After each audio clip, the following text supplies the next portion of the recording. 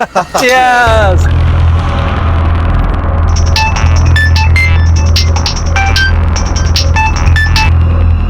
Hello, हाँ आ रहा हूँ।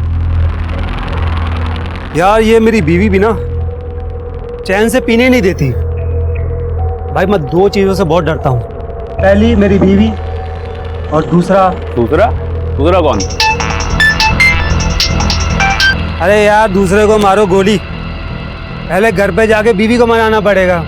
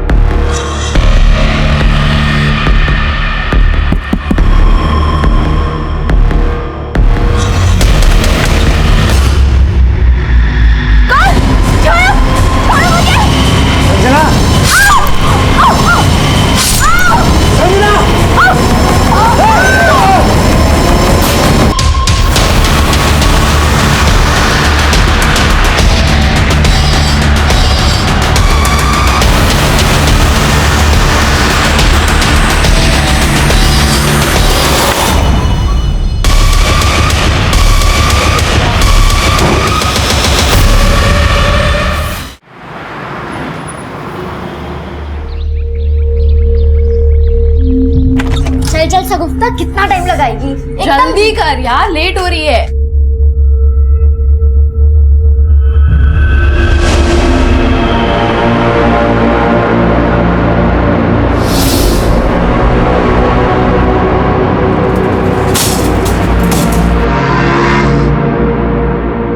कोटला की पिच बैटिंग के लिए डिजाइन की गई है। हाई स्कोरिंग गेम है शगुफ्ता।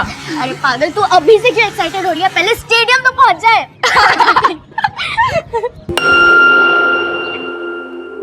राधिका, आकांक्षा, यहाँ क्यों खड़े हो? चलो, देर हो रही है। तूने सुना हमने जो कहा?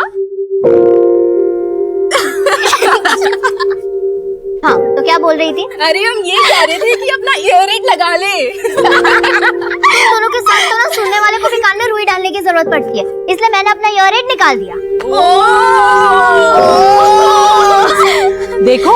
देखो इन तितलियों को कैसे कपड़े पहनती है। एक्सक्यूज मी, क्या कहा आपने? कान ना तेरे खराब है, मेरे नहीं। मेरे तो कान खराब है, पर आपकी जबान ही खराब है। एक मिनट। मेरी जबान खराब है, देखो।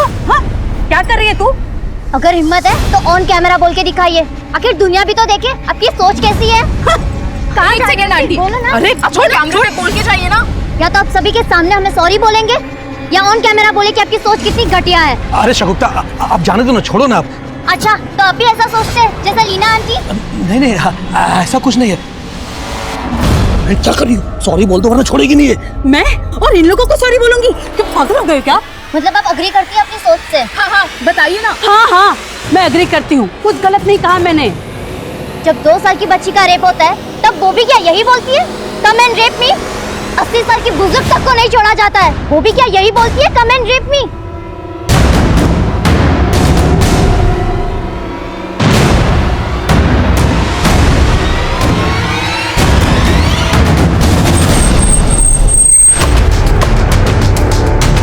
रघुवीर, सेजल, लेट्स गो।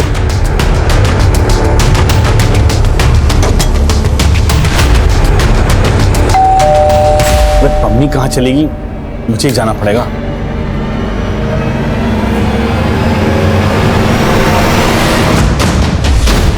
घर के सारे दरवाजे खिड़कियां लॉक कर दो। अरे सर, कौन है आप जो मेरे घर में घुसे चले आ रहे हैं? अरे ये सब ऋषि चोपड़ा, आईटी डिपार्टमेंट। आपके घर का सर्च वारंट। जिस बात का सर्च वारंट? इनकम से ज्यादा संपत्ति। हमारे पास सारा ऑडिट है परमवीर जी। आप प्रोफेशन से कॉलेज प्रोफेसर हैं और प्राइवेट कोचिंग इंस्टीट्यूट भी रन करते हो। यहाँ का लैंडलाइन डिस्कनेक्ट कर दो, जितने भी मोबाइल फोन से सब ले लो। Sir, mobile.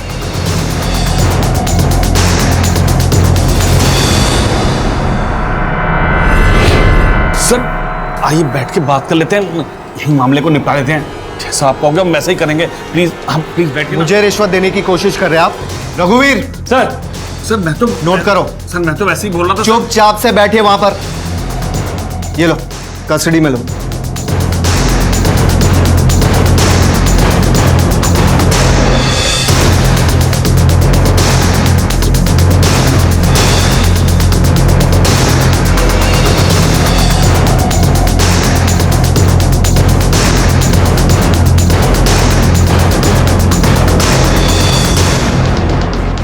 10, 15। रघुवीर, यहाँ के सीसीटीवी का डीवीआर कलेक्ट करो। We need it as a proof कि यहाँ लाखों रुपए के कैश और जेवर मिले। Yes sir.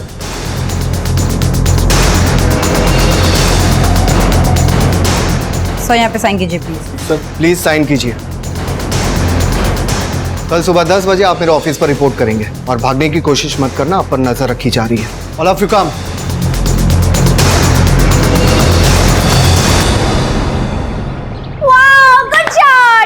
रश्मि, प्रेगनेंसी के बाद जिस तरह तुम क्रिकेट एंजॉय करी हो ना, मुझे तो लगता है हमारा होने वाला बेटा ना क्रिकेटर ही बनेगा। बेटा क्यों, बेटी भी होगी तो भी मैं क्रिकेटर बनेगी।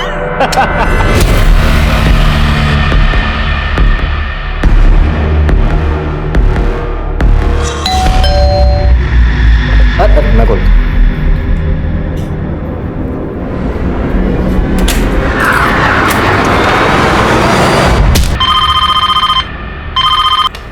Hello, control room.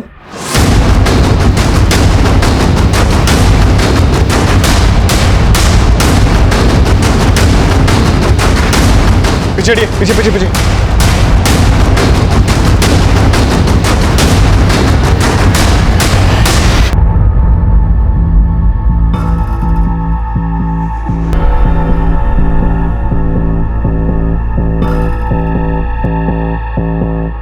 आप लोगों में से इस घर में से कौन है? साहब, कल्पेश साहब और रश्मि मैडम अकेले रहते थे यहाँ। आप कौन? मैं यहाँ साफ सफाई का काम करती हूँ। सर, घर की हालत देख लग रहा है कि शायद मर्डर लूट के इरादे से हुआ है। गुप्ता, आते वक्त मैंने बाहर सीसीटीवी देखा था, अंदर डीवीआर चेक करो। सर, इनका नाम शीला है और ये इसी घर में मेड का काम करती हैं। सर, इन्होंने सबसे पहले इन डेड बॉडीज को देखा था। क्या देखा था? साहब, हर रोज सवेरे 8 बजे मैं यहाँ काम पे आती हूँ। आज सवेरे अब काम पे आई, डोरबेल बजा लेकिन किसी ने दरवाजा नहीं खोला। मैडम ने एक चाबी मेरे पास दे के रखी थी। मैंने उस चाबी से दरवाजा खोला और देखा तो नाम क्या है तुम्हारे साहब और मैडम का? कल्पेश ठाकुर और रश्मि मैडम। मैडम की तो अगले महीने डिलीवरी होने वाली थी और अचानक से ये कल्पेश ठाकुर करते क्या थे? बिल्डर थे, पंजाबी बाग में उनका ऑफिस है। अच्छा, इनके किसी रिश्तेदार को जानती हो? नहीं सर, मैं किसी को नहीं जानती। अभी फिलहाल 6 महीने से इनके यहाँ काम कर रही हूँ। सर,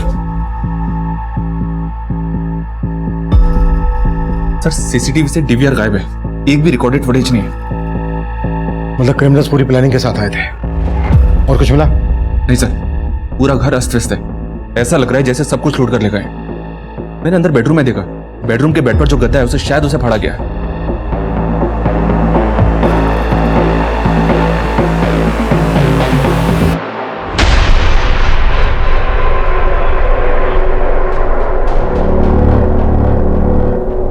घर में लूट हुई है ये तो समझ में आ रहा है, लेकिन ये गद्दा फाड़ने का चक्कर समझ में नहीं आ रहा है। सर, कल्पेश ठाकुर की कंपनी का विजिटिंग कार्ड मिला है। कल्पेश ठाकुर के ऑफिस में बात करो और आस पड़ोस में पता करो, शायद किसी ने कुछ देखा हो। क्रिमिनल्स घर के सीसीटीवी का डीवीआर निकाल कर ले गए हैं। एक काम करो, पड़ोस में और यहाँ आने वाले रास्ते पर अगर कोई सीसीटीवी है उसकी फुटेज चेक करो। सर, यार 2020 मैच तो मिस कर दिया, पर यहाँ भी कुछ कम चौके छक्के नहीं लग रहे हैं। क्या बात है यार, दबा के कमेंट्स आ रहे हैं। क्या लिखा है? This aunty is sick. Leela aunty की ना लग चुकी है बिल्कुल सब। सीरियसली यार, जोश जोश में वीडियो तो वायरल कर दिया, पर देखना अम्मी गुस्सा करेगी।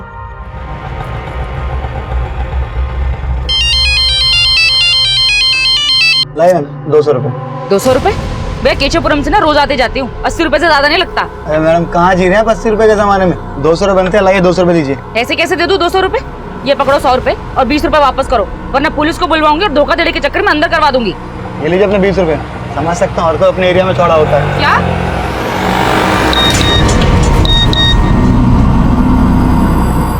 जब 2 साल की बच्ची का रेप होता है तब वो भी क्या यही बोलती है, कम एंड रेप मी? 80 साल की बुजुर्ग तक को नहीं छोड़ा जाता है। कहीं मुंह दिखाने लायक छोड़ा नहीं तुमने। यार जरूरत थी ऐसा मोबाइल में बोलने की? ये सब आपकी गलती है, आप ही हो जड़ इस सब की। अच्छा, गलती करो तुम और जड़ मैं।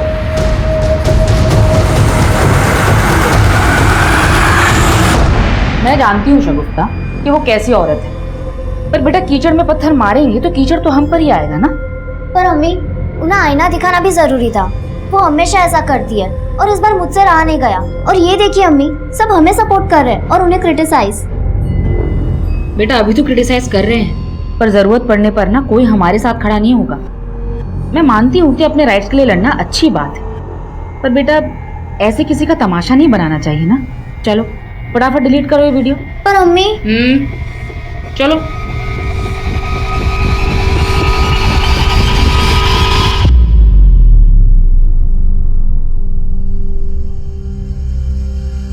ये तो कल्पेश ठाकुर के घर की तरफ गए थे। बेडरूम के गद्दे का फटा हुआ मिलना और यहाँ घर के बाहर जो गाड़ी है उस पर इनकम टैक्स डिपार्टमेंट भारत सरकार लिखा हुआ है। सर कहीं आईटी रेड का चक्कर तो नहीं? गुप्ता घर में मर्डर्स भी हुए, हमें इस चक्कर को बहुत अच्छे से समझना होगा। ये देखो गाड़ी का नंबर दिख रहा है, वेरीफाई करो कि ये गाड़ी क्या वाकई में आयकर विभाग की। सर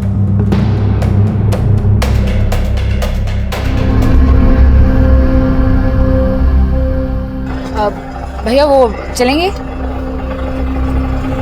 अरे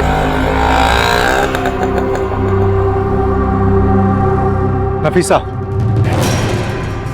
तुम यहाँ क्या कर रहे हो? तुमने तो मेरा फोन उठाना बंद कर दिया, तो मैंने सोचा कि यहीं आके मिल लूं। मुझे जो कहना था ना मैं पहले भी कह चुकी हूँ। तुम्हें मेरा घर खाली करना होगा। 1 हफ्ते का टाइम दे रहा हूं तुम्हें मैं, नहीं तो अच्छा नहीं होगा।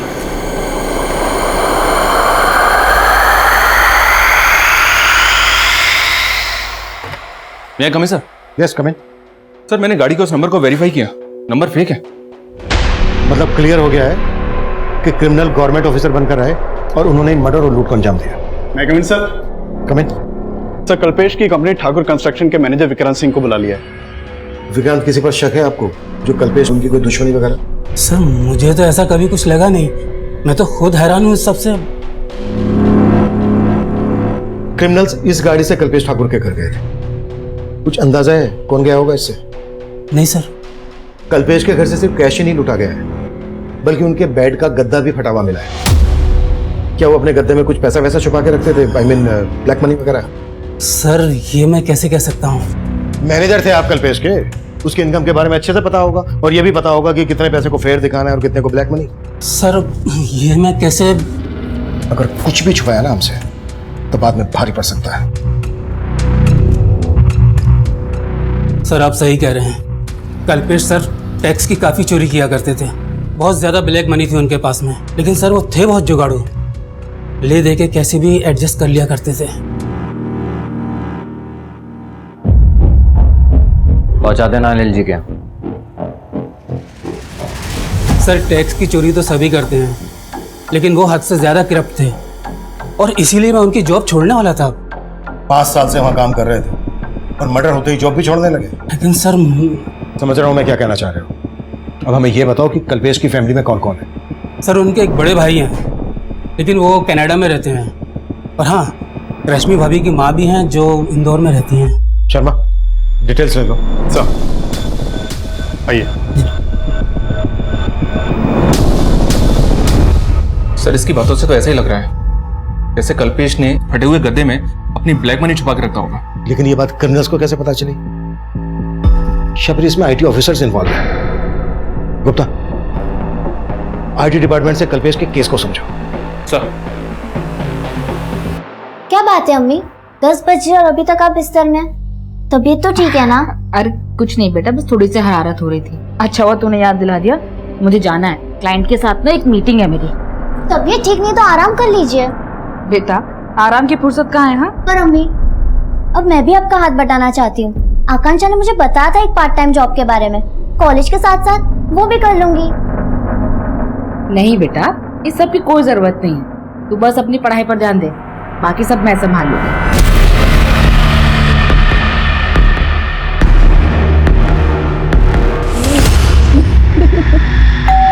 मैं देखती हूँ। देखती हूँ मैं।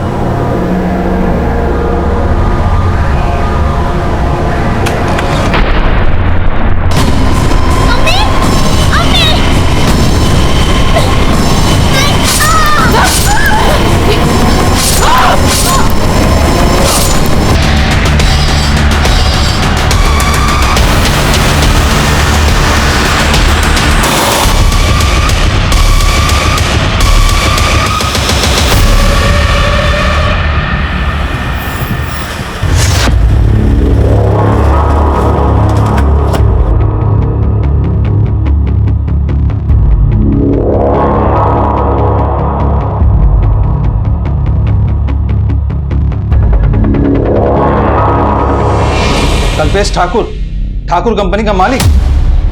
हाँ, मैं उसे बहुत अच्छे से जानता हूँ। इस कल्पेश के बारे में और क्या क्या जानते हैं आप? क्या मैं जान सकता हूँ? एक नंबर का करप्ट बिजनेसमैन था वो। उस जैसे टैक्स पेयर पर हमारी हमेशा नजर रहती थी। टैक्स चोरी के अलावा कुछ और सोचता ही नहीं था। वो हमारी रडार पर बहुत दिनों से था और हमने उसके यहाँ रेड भी प्लान किया था अगले हफ्ते। अगले हफ्ते? हाँ। अगर आपने अगले हफ्ते रेड प्लान की थी तो फिर ये लोग कौन हो सकते हैं? ये देखिए, वो लोग भारत सरकार की गाड़ी में आए थे। गाड़ी का नंबर फेक है, घर से सब कुछ लूट के ले गए, यहां तक कि बेडरूम का गद्दा भी फटा हुआ था। मैं इनके बारे में कुछ नहीं जानता, लेकिन हमें पता चला है कि कल्पेश सिर्फ टैक्स चोरी नहीं करता था बल्कि रिश्वत भी देता था।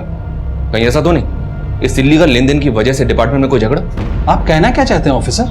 मेरे डिपार्टमेंट में ऐसा कुछ भी नहीं होता है। तो हो सकता है कि आपके डिपार्टमेंट से इंफॉर्मेशन लीक हुई कि आप कल्पेश के घर पे रेड मारने वाले हैं और इसी बात का उन क्रिमिनल्स ने फायदा उठा के ये कांड कर दिया। ये सब बातें बहुत ही कॉन्फिडेंशियल होती हैं officer, and I am sure कि मेरे डिपार्टमेंट से ऐसा कुछ लीक हो ही नहीं सकता है।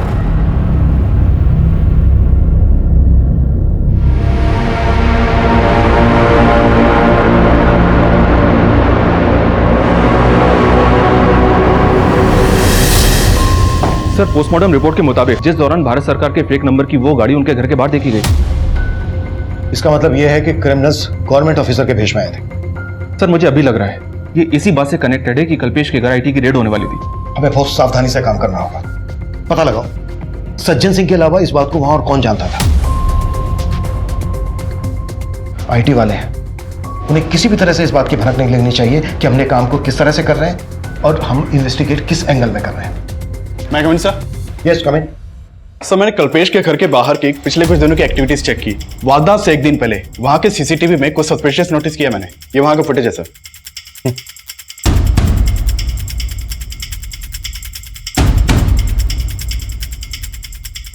और जब मैंने कल्पेश की मेड से इस आदमी के बारे में पूछा तो वो बोली, सब मुझे पता नहीं ये कौन है। लेकिन ये आदमी आपको देख के वापस जाने लगा। आपको कुछ अजीब नहीं लगा? तब लगा था, लेकिन मैंने इतना ध्यान नहीं दिया। सर, ये आदमी क्राइम से एक दिन पहले घर के बाहर देखा गया है। क्या ये वाकई में पॉसिबल है कि ये आदमी उन क्रिमिनल से कनेक्टेड होगा? अब तक हम इस केस को सिर्फ आईटी से कनेक्ट कर रहे हैं। ये भी तो हो सकता है कि कल्पेश ठाकुर की मेड को ये पता हो कि कल्पेश ठाकुर के साथ घर में बहुत सारा पैसा है, और वो हो सकता है इस आदमी को जानती हो। मेड बोल रही है कि वो सिर्फ 6 महीने से वहां काम कर रही थी। सोचने वाली बात यह है कि जिस आदमी के घर पे इतना सारा पैसा है वो अपने घर की डुप्लीकेट चाबी अपनी मेड को क्यों देगा? और हो सकता है ये बात कल्पेश ठाकुर के मैनेजर को भी पता हो कि उसके घर में इतना सारा ब्लैक मनी है। हमें हर एंगल पे काम करना है। Yes sir. नहीं कमिंग सर। कमिंग सर, संजीवनी सोसाइटी के सेक्रेटरी का फोन आया था। उसकी बातों से लग रहा है कि मामला काफी सीरियस है। कैसा मामला? सर नमस्ते सर। सर, मेरा नाम राजन है, मैं इस सोसाइटी का सेक्रेटरी हूँ। सर, मैंने आपको कॉल किया था। सर, ये बिल्डिंग फ्लैट नंबर 205 में माँ बेटी किराए पे रहते हैं सर। 2 दिन से गेट नहीं खोला उन लोगों ने। इस तरफ सर। आइए सर, आइए सर, हटो। सर देखिए सर, पेपर भी लगा हुआ है, दूध भी पड़ा हुआ है। सर, हमने फ़ोन भी ट्राई किया था, दोनों के फ़ोन स्विच ऑफ है। राणा, दरवाजा तोड़ो।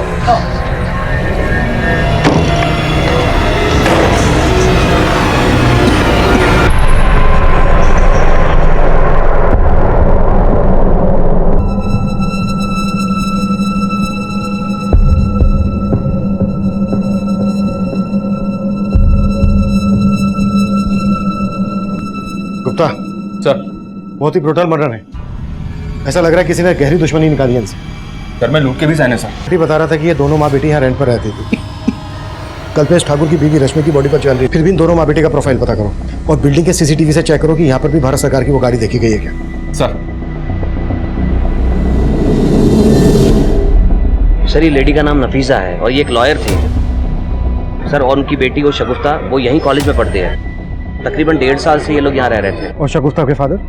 सर, वैसे उनको कहीं देखा नहीं, शायद वो विडो थी। फ्लैट का मालिक कौन है? सर, मंजीत सिंह, ये संत नगर में रहते हैं। मंजीत का नंबर ले लो इनसे। और किस किस का आना जाना था यहाँ? सर, शगुफ्ता की 2 फ्रेंड्स है, आकांक्षा और राधिका। ज्यादातर वो ही यहाँ आती जाती रहती है। पिछले 2 दिन में किसी को देखा था आते जाते? हाँ सर, 2 दिन पहले मैंने एक डिलीवरी बॉय को देखा था, इनके घर की डोरबेल बजा रहा था। कौन डिलीवरी बॉय? वो मुझे नहीं मालूम सर। सर पूरी बिल्डिंग की सीसीटीवी खराब है और बिल्डिंग में एक हफ्ते से सिक्योरिटी गार्ड भी नहीं है।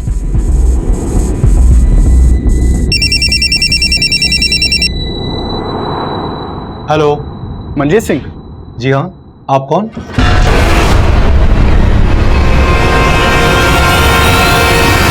गुप्ता, सर ये कल्पेश के मेट क्यों है जरा पता करो। सर नफीसा शगुफ्ता जिस फ्लैट में रहती थी उसके मकान मालिक मंजीत सिंह से मेरी बात हुई।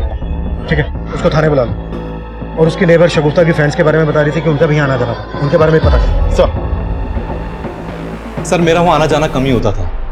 वो फ्लैट मैंने किराए पे चढ़ाने के लिए ही खरीदा था। शगुफ्ता और नफीसा के पड़ोसी कैसे थे? मतलब उनका किसी के साथ कोई लड़ाई झगड़ा होता होगा तो आपको पता चल ही जाता होगा। सर कईयों से उनके लड़ाई झगड़े थे। वो लोग तो चाहते थे कि मैं उन्हें वहां से निकाल दूं। कई कंप्लेंट आती थी सर उनकी। कैसी कंप्लेन और कौन करता था? सर मुझे वहां के सेक्रेटरी सब कुछ बताते थे। सर वहां के लोगों को उनसे बहुत प्रॉब्लम थी। किसी को उनके पहनावे से प्रॉब्लम थी तो किसी को उनकी लाइफस्टाइल से, और यहाँ तक कि हमारे सेक्रेटरी साहब को तो उनकी बिरादरी से प्रॉब्लम थी। वो उनके सामने वाले फ्लैट में ही रहते हैं।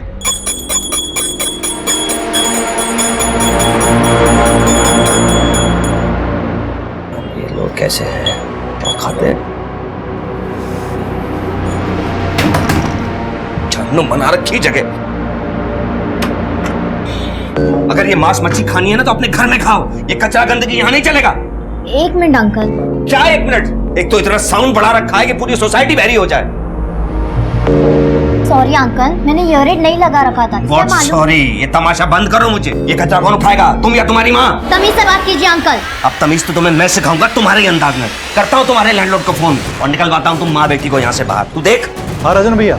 मंजीत भाई, हमारी बिरादरी वाले होकर आपने ये किसको किराए पे घर दे दिया अपना? आप इनको बाहर निकालो अभी के अभी। हमारी बिरादरी वाले किराएदार नहीं मिल रहे आपको क्या? सर ये आए दिन की टेंशन थी, पर मैं उन्हें ऐसे कैसे निकाल सकता था? सर मैं तो इन सब बातों को मानता भी नहीं हूँ। साहब, मैं उस बिल्डिंग में और आसपास के बिल्डिंग में कई फ्लैट्स में काम करती हूँ। शगुफ्ता और नफीसा के यहाँ भी काम करती हो? नहीं साहब, मैं उनको जानती तक नहीं। तो उनकी बिल्डिंग में किसके यहाँ काम करती हो? मैं लीना मैडम के यहाँ काम करती हूँ, जो तीसरे माले पे रहती है। और ये तो तुम्हें पता ही होगा ना कि तुम्हारे कल्पेश सेठ के घर में कितना पैसा था। कहीं इस बारे में उन क्रिमिनल्स को तुमने तो नहीं बताया था? नहीं साहब, मैं पहले ही बता चुकी है। आप मुझ पे बेकार में शक कर रहे हैं।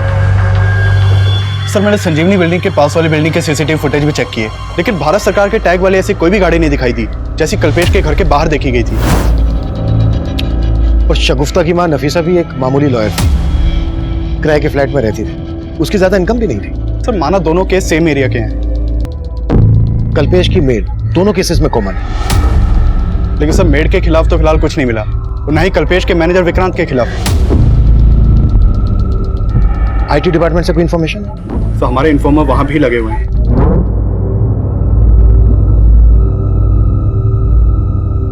लेकिन अभी तक फिलहाल कोई काम की खबर नहीं आई। शगुफ्ता और नफीसा जिस बिल्डिंग में रहती थी उस बिल्डिंग का सेक्रेटरी राजन की कुंडली निकालो। सर एक बहुत चौंकाने वाली बात पता चली है। ये शगुफ्ता और नफीसा जिस फ्लैट में किराए पे रहती थी, 2 साल पहले उसी फ्लैट में ये मनीष गर्ग और उसकी बीवी संजना गर्ग रहते थे। और सर 2 साल पहले इन दोनों का भी उसी फ्लैट में मर्डर हुआ था। हत्या के साथ साथ लूट भी की गई थी। 2 साल पहले ये इलाका मंगोलपुरी थाना के एरिया में आता था ना? जी हाँ सर, ये इन्फॉर्मेशन मुझे वहीं से मिली है। मनीष और संजना का मर्डर किसने किया था? सर ये केस किसी नतीजे तक नहीं पहुंचा था, काफी टाइम तक बैकलॉग में था। लेकिन मर्डर के 6 महीने के बाद मनीष के भाई ने वो फ्लैट मंजीत को बेच दिया था। और सर 2 साल पहले उस बिल्डिंग का सेक्रेटरी ये राजन भार्गव भी था। उस केस में भी पुलिस को राजन के ऊपर ही शक था, क्योंकि राजन का मनीष और संजना के साथ काफी झगड़ा हुआ था। और मंजीत बोल रहा था कि ये राजन शगुफ्ता और नफीसा को इस बिल्डिंग से निकलवाना चाहता था। राजन को लेकर आओ। सर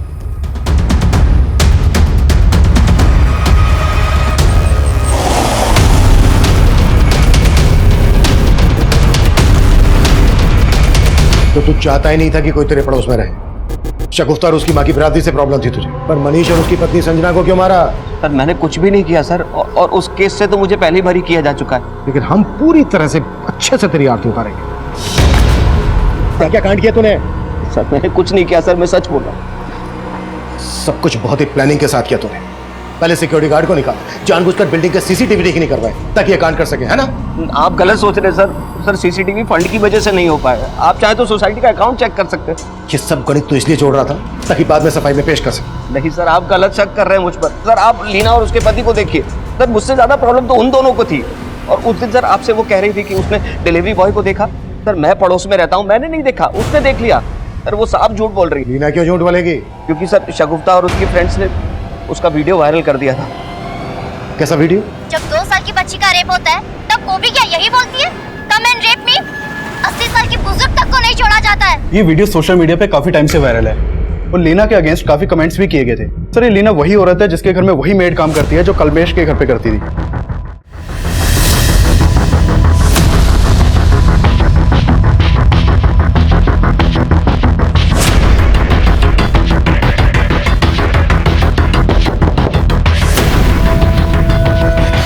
सर मैं मानती हूँ कि मैंने उनकी ड्रेसिंग पे कमेंट किया था। तुमने क्या कमेंट किया था ये बहुतों ने देखा उस वायरल वीडियो में, और उसके बाद सोसाइटी में तुम्हारी क्या इज्जत रह गई थी ये मालूम है हमें। इसी बात का बदला लिया ना तुमने उनसे? नहीं सर, मुझे अपनी गलती का एहसास था। मैं तो शगुफ्ता और उसके दोस्तों से माफी तक मांगने गई थी। सर उन्होंने माफी तो जरूर मांगी थी, लेकिन वो सब दिखावा था। वो चाहती थी कि हम उनका फिर से वीडियो बनाएं और लोगों को बताएं कि वो बदल चुकी है। शगुफ्ता उस दिन के लिए मैं बहुत शर्मिंदा हूँ। तुमने मेरे साथ जो किया वो एकदम सही किया, लेकिन अब मेरी आंखें खुल चुकी है। तुम सबकी वजह से मेरे में ये चेंज आया है। क्या सोच रही हो तुम? क्या तुम्हें अब भी मेरी बात झूठी लग रही है? नहीं आंटी, इट्स फाइन कि आपको आपकी गलती का एहसास हुआ। पर ये तुम्हें दुनिया को भी बताना चाहिए ना। अब तुम मेरा वीडियो नहीं बनाओगी? नो आंटी, क्योंकि मैं जानती हूँ हाथी के दांत खाने के और दिखाने के अलग होते हैं। सर प्रॉब्लम सिर्फ लीना आंटी में नहीं थी, उनके हस्बैंड भी कोई कम नहीं है। लीना के हस्बैंड ने क्या किया था? सर वो बेवजह शगुफ्ता में इंटरेस्ट दिखा रहा था। वो परेशान हो चुकी थी पर कुछ बोल नहीं पा रही थी। यार इतने अच्छे हाय शगुफ्ता। शगुफ्ता कैसा चल रहा तुम्हारा कॉलेज? अच्छा चल रहा है uncle. Don't call me uncle. अरे माना कि मैं शादीशुदा हूँ, लेकिन तुमसे इतना बड़ा भी नहीं कि तुम मुझे अंकल बोलो। ठीक है, नहीं बोलूंगी। Okay take care. ये तेरे में कुछ ज्यादा इंटरेस्ट नहीं दिखा रहा है। पर तेरा क्या इरादा है? सर उनको गलतफहमी थी कि शगुफ्ता और उनके हस्बैंड के बीच में कुछ चल रहा है। सर उनको ऐसा लगता था कि हम उनके हस्बैंड पे लाइन मारते हैं, बट ऐसा कुछ भी नहीं था सर। सर मैं किसी गलत इंटेंशन से शगुफ्ता से बात नहीं करता था, पर मेरी बेबी बेकार ही मुझ पर शक करती थी। तो इसी वजह से आपकी बीवी ने शगुफ्ता के साथ साथ नफीसा को भी रास्ते से हटा दिया। सर मैं सच कह रही हूँ, मैंने कुछ नहीं किया। सर मैंने आपको बताया ना कि उस दिन वहाँ एक डिलीवरी बॉय आया था और शगुफ्ता के घर की डोरबेल बजा रहा था। मुझे तो लग रहा है कि वो राजन भार्गव अपना किया छिपाने के लिए मुझे झूठा साबित कर रहा है। नफीसा एक लॉयर थी, एंगल नफीसा के प्रोफेशन से भी जुड़ा हो सकता है। शगुफ्ता और नफीसा से जुड़ी छोटी से छोटी बातों के बारे में भी पता करो। राजन, दीना और निरंजन पे नजर रखो। सर काफी कोशिश के बाद आईटी डिपार्टमेंट के एक एम्प्लॉय से काम की इन्फॉर्मेशन निकाली है। सर वहाँ एक राकेश मीणा नाम का आदमी सज्जन सिंह के अंडर काम करता है। मैंने उससे रिक्वेस्ट किया था, वो आपसे मिलने के लिए तैयार हो गया है। बुला लो। सर करीब 1 महीना पहले परमवीर जैन नाम का एक आदमी आईटी ऑफिस में आया था।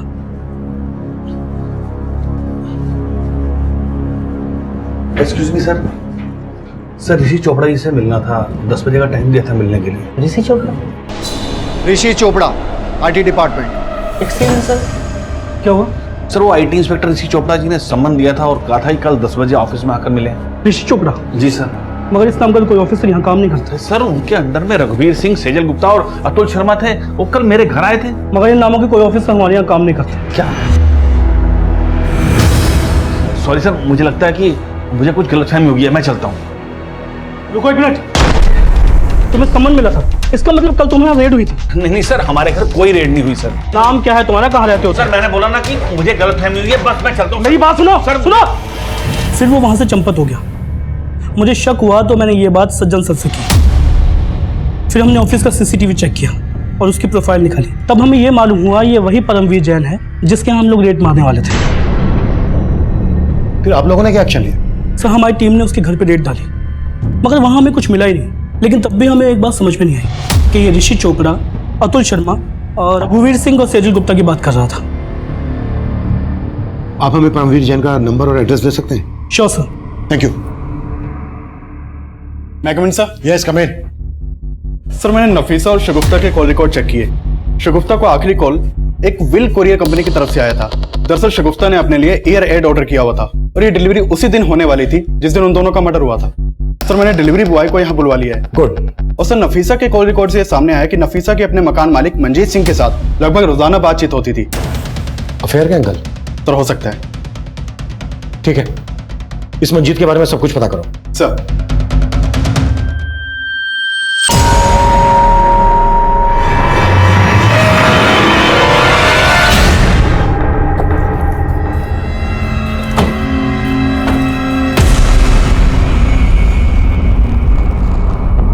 ऋषि चोपड़ा, रघुवीर सिंह, सेजल गुप्ता, रतुल शर्मा, इनको तो जानते ही होगे।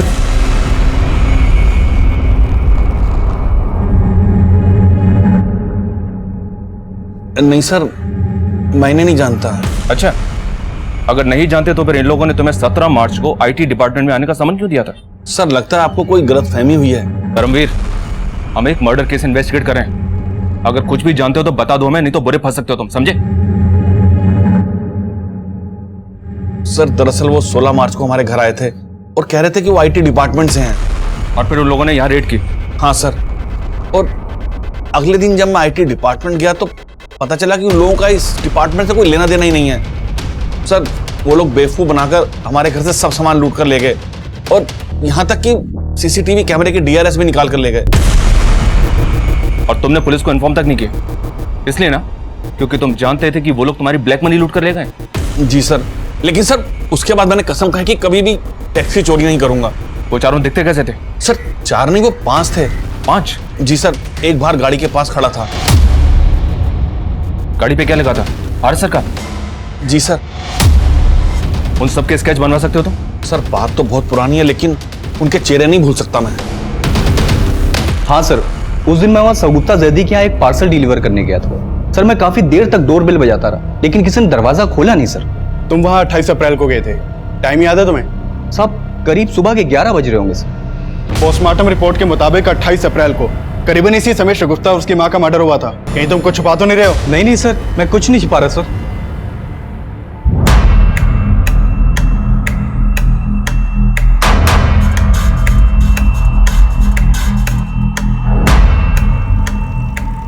सर ये उन चारों के स्केचेस हैं जिन्होंने परमवीर के घर पर फेक रेड डाली थी और पूरे चांसेस हैं कि ये वही लोग हैं जिन्होंने कल्पेश के घर पर भी फेक रेड डाली थी। अगर ये एक ही है तो एक बात समझ में नहीं आ रही है कि इन्होंने इस तरह से परमवीर के घर पर रेड डाली कि उसने बिलीव कर लिया कि ये सब आईटी ऑफिसर्स ही हैं। इन्होंने सब कुछ इतनी सफाई से किया तो फिर कल्पेश और उसकी वाइफ का मर्डर क्यों किया? अब इन केसेस में बहुत कुछ ऐसा है जो इन्हें एक दूसरे से अलग कर रहा है। चलना एक काम करो, इन सारे इस केसेस को कल्पेश के घर के बाहर लोगों को दिखाओ और पता करो कि क्या इनको कल्पेश के घर के बाहर देखा गया था। और जिस डिलीवरी बॉय को कल्पेश के घर के बाहर देखा गया था यह भी पता करो कि उस डिलीवरी बॉय को परमवीर के घर के बाहर भी देखा गया था क्या? सर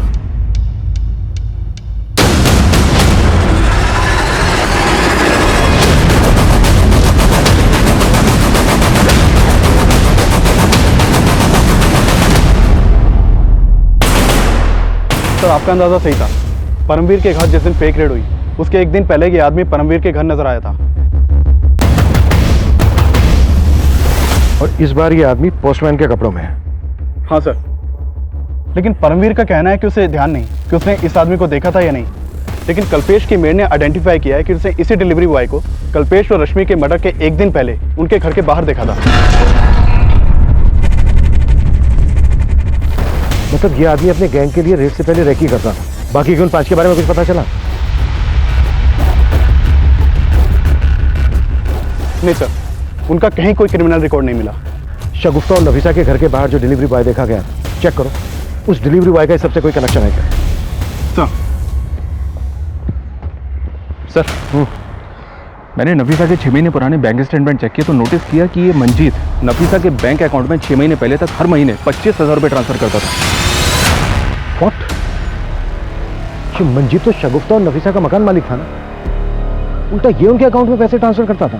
जी हाँ सर, एक बात और कि नफीसा और शगुफ्ता पहले सलीमपुर में रहती थी, वहाँ उनका पुश्ता नहीं करता और इस मंजीत का वहाँ भी आना जाना था। मैंने किसी को नहीं मारा साहब, मैंने किसी को नहीं मारा, मेरा भरोसा कीजिए सर। भरोसा तो तूने तोड़ा नफीसा का, तो उसका पति था, जबकि सोसाइटी को मालूम था कि तो उसका मकान मालिक है।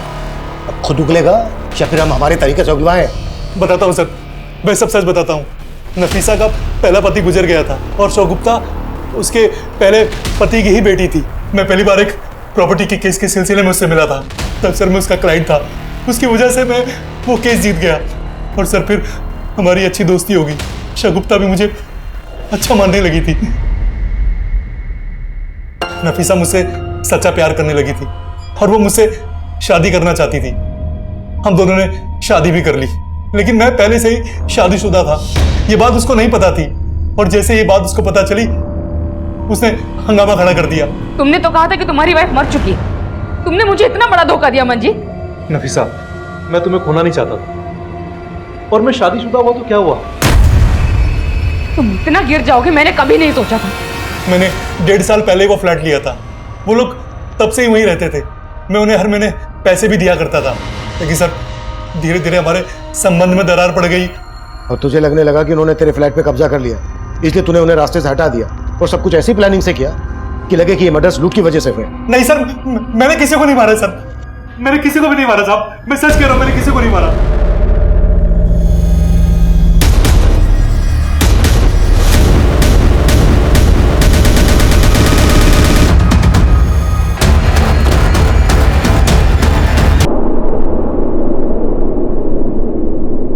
ये तो वही आदमी लग रहा है जो उस दिन परमवीर और कल्पेश के घर के बाहर देखा गया था। ये देखिए। हम बाकी के क्रिमिनल्स तक पहुंच जाएंगे। इस लाश की फोटो और बाकी के 4 क्रिमिनल्स के स्केचेस हमने दिल्ली के सभी थानों में सर्कुलेट किए, लेकिन कोई सफलता हमारे हाथ नहीं लगी। फिर हमने खबरी नेटवर्क के जरिए उन तक पहुंचने की लीड भी ढूंढने लगे। इसी कोशिश में हमें पता चला कि जिस आदमी की लाश हमें मिली थी वो आदमी 2 साल पहले तक दिल्ली में मजदूरी करता था और उसका नाम बलराम था, लेकिन उसके आगे पीछे कोई नहीं था। बलराम के जानने वालों से हमें उसका मोबाइल नंबर मिला। उसके कॉल रिकॉर्ड से इस केस में हमें एक अहम लीड मिली, लेकिन हमारी ये कोशिश भी अधूरी साबित होने वाली थी। बलराम के जानने वालों से हमें उसका मोबाइल नंबर मिला। उसके कॉल रिकॉर्ड से इस केस में हमें एक अहम lead milli.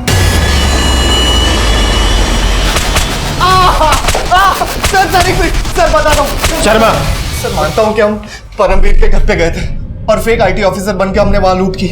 Rishi Chopra, IT department. लेकिन सर हमने नफीसा और शगुफ्ता को नहीं मारा सर। और कल्पेश और उसकी बीबी रश्मि? सर उस दिन हम कल्पेश के घर पे फेक रेड डालने ही गए थे, लेकिन हमें नहीं मालूम था कि कल्पेश डेढ़ चाणा निकलेगा। आईटी ऑफिसर ऋषि चोपड़ा, आपके घर का सर्च वारंट। सारे दरवाजे खिड़कियां बंद कर। अरे आप अंदर क्यों घुस रहे हैं? पूरा घर छान मारो। ऐसे कैसे घुस गए घर के अंदर? और कौन सा वारंट है? तुम सब लोगों को अच्छी तरह जानता हूं मैं। अभी पुलिस को फोन करता हूं। हमें उन्हें मारने का इरादा बिल्कुल नहीं था, लेकिन वो अगर आपको फोन कर देता तो हमारी सालों की मेहनत चौपट हो जाती। सालों की मेहनत मतलब? परमवीर और कल्पेश की तरह हमने कई ब्लैक मनी रखने वालों के घर पे रेड मारी और जब उन्हें हमारी सच्चाई के बारे में पता चलता तो आईटी वालों के डर से वो पुलिस में कंप्लेंट भी नहीं फाइल कर पाते थे। किस किस के पास ब्लैक मनी है ये तुम्हें पता कैसे चलता था? 2 साल पहले मनीष नाम के एक आदमी से हमारी बार में दोस्ती हुई थी। फिर आए दिन हम साथ साथ पीने लगे। एक दिन बातों ही बातों में उसने हमें बोला, भाई मैं 2 चीज़ों से बहुत डरता हूँ।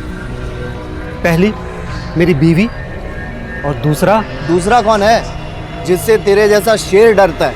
भाई जिसकी गठरी में चोर होता है ना वो आईटी वालों से जरूर डरता है। उसके ऐसा बोलने पर हमने भाप लिया कि जरूर उसके पास ब्लैक मनी होगी और हमने दूसरे दिन ही उसके घर पे धावा बोल दिया। केस में हमें कोई नहीं पकड़ पाया था सर। हमें लगा उस तरह से तो जो लोग ब्लैक मनी रखते हैं उनको हम इजीली टारगेट बना सकते हैं। और बलराम तो तुम्हारा साथी था, उसको क्यों मारा? बलराम हमारे लिए टारगेट की रैकी करता था और ब्लैक मनी रखने वालों की इंफॉर्मेशन भी निकालता था। हमें लगा कि हमें से एक बलराम ही है जिस तक आप आसानी से पहुंच सकते हैं, तो सर हम फंस ना जाए उस चक्कर में उसे मार दिया। सर मैं सच कह रहा हूँ सर, हमने किसी शगुफ्ता और नफीसा को नहीं मारा सर। तेरे बाकी के साथी कौन से बिल में छुप कर बैठे हैं?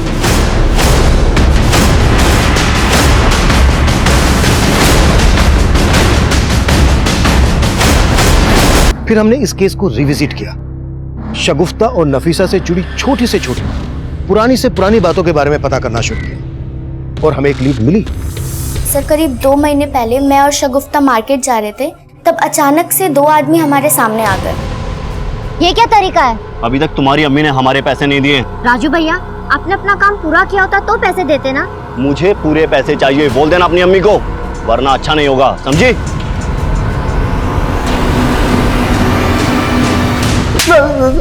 सब बताता हूँ साहब, मैं जब उनके घर में काम कर रहा था तो मुझे एक दूसरा बड़ा काम मिल गया था। उसका सेट पैसे भी अच्छे दे रहा था सर। मैंने सोचा मैं पहले सेट का काम खत्म कर देता हूँ और बाद में इनका काम कर दूंगा, लेकिन साहब उन्होंने वो काम दूसरे कारीगर से करवा लिया और उन्होंने मेरा बाकी का 6,000 भी नहीं दिया।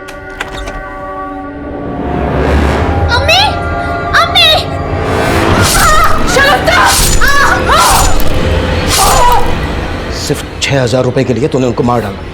कुत्ता साले!